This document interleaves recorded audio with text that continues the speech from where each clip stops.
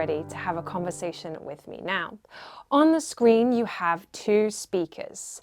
What I want you to do is to follow along with me and say it along with me, and then pause the recording and have a practice by yourself reading from the screen. So let me read this out for you. Where the ... dots are, that's where you would put a name.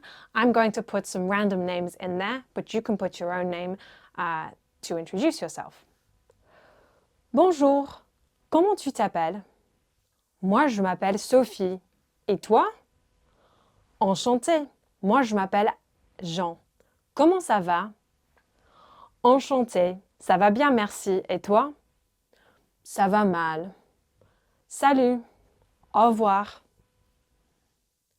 Pause the recording here and have a try yourself.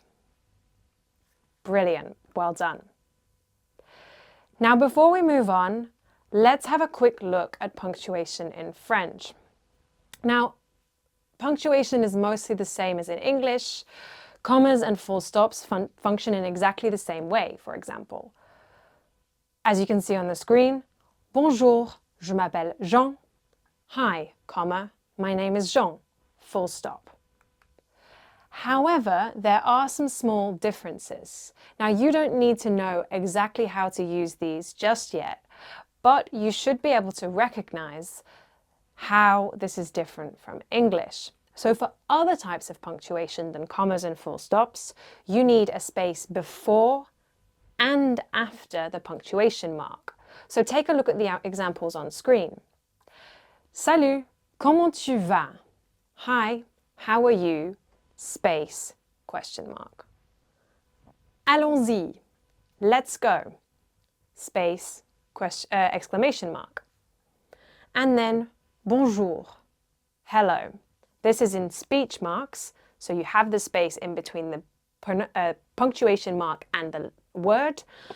But just note that speech marks in French can look like these little arrows, double arrows, or they can use the same punctuation mark as in English, which is these quotation marks. Both are common in France. Now let's move on to something very important to the French language, which is gender. Now, gender in French means grammatical gender. That means that every object in French has a gender. It's either masculine or feminine. Now, it's not that you can guess the gender of an object just by looking at it. The gender is fixed, and it doesn't have anything to do with the appearance of the object or the object itself. It's just grammar. So let's take some examples. La pomme, la table, the apple and the table. Both of these are feminine. Then you have le stylo, le lit, the pen and the bed. And these two examples are masculine. Now, how do you tell which ones are feminine and which ones are masculine? Well, you can see the difference. There is la in front of pomme and le in front of stylo, and those show that la is feminine and le is masculine. This is the word for the, and it changes whether it's masculine or feminine. This is the same for une and un. So it is une pomme, an apple, feminine, but un stylo, a pen, masculine.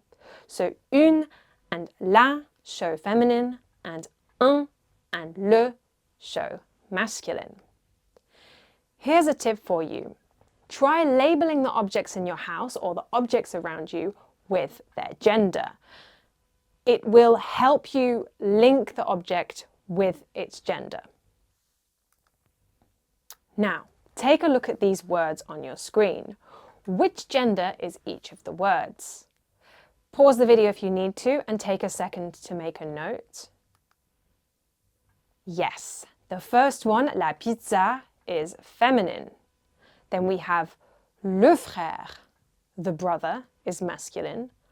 Un verre, a glass, masculine. Le canapé, the sofa, masculine. And une tasse, the mug, a mug, feminine. You can see the translations on the screen there. Pizza, brother, glass, sofa, and mug, each with the article the or a in front of them.